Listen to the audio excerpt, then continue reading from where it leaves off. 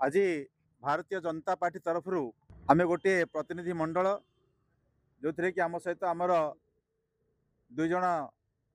मुखपात्र राजेंद्र पंडा महोदय एवं दिलीप मल्लिक महोदय एवं तांका सहित आमर अन्यतम मुखपात्र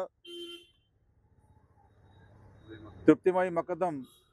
एवं तांका सहित आमर संजय जेना जे कि आमर लीगल सेल कोऑर्डिनेटर अच्छा आमे आसिलु आज इलेक्शन कमिशन सहित गोटे आलोचना करने गोटे दाबीपत्र देवाई जे 108टी बूथ जोटा कि आमे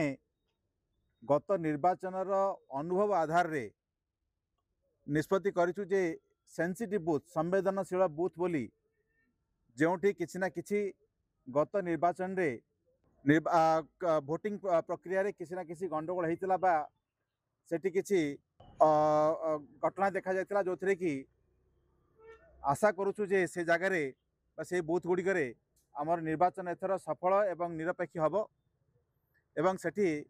कौन सी प्रकार अघटन जमती न घटे ताकू मन रखिकी एथर किभली भाव में इलेक्शन कमिशन तार वेबकास्टिंग करवा एवं ता सहित सेठारे केंद्रीय फोर्सेस डिप्लॉयमेंट हब से कथा मध्य आमे कहीचु एवं 108टी बूथ जो आम चिन्हट करें उपस्थापन कलु एवं सी आमको एक प्रतिश्रुति देइछंती जे एथर निश्चित भाव में पूरा निर्वाचन प्रक्रिया फ्री एंड फेयर हब एवं कौन सी घटना जो न घटे से जगह से जो पदक्षेप नहीं से विषय में आमको अवगत कराइले एवं एथर निर्वाचन कमिशन जातीय स्तर रे जो निष्पत्ति नहीं जे 100% बूथ रु webcasting hub live streaming hub एवं ता सहित जो आवश्यक जेते प्रकार जेते आवश्यक पड़े आमर केंद्रीय बल तार मध्य डिप्लॉयमेंट हब तेणु ये सब प्रतिश्रुति आम आज पाइचु एवं आशा करुचु जे जो माने